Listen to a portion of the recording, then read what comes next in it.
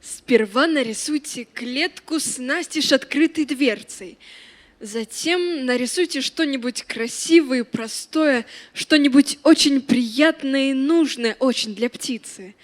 Затем в саду или в роще к дереву это полотно прислоните, за деревом этим спрячьтесь, не двигайтесь и молчите. Иногда она прилетает быстро и на жердочку в клетке садится. Иногда же проходят годы и нет птицы.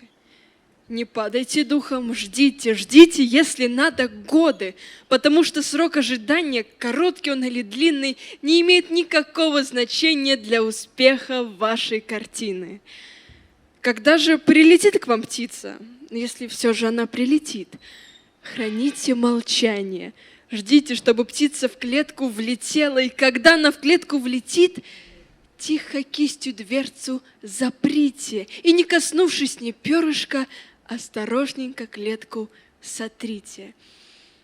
Затем нарисуйте дерево, выбрав лучшую ветку для птицы. Нарисуйте листву зеленую, свежесть ветра и ласку солнца. Нарисуйте звон мошкары, что в горящих лучах резвится. И ждите, ждите за тем, чтобы запела птица.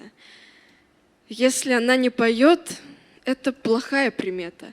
Это значит, что ваша картина совсем никуда не годится. Но если птица поет, это хороший признак. Признак, что вашей картиной можете вы гордиться. И можете вашу подпись поставить в углу картины, вырвав для этой цели перо у поющей птицы.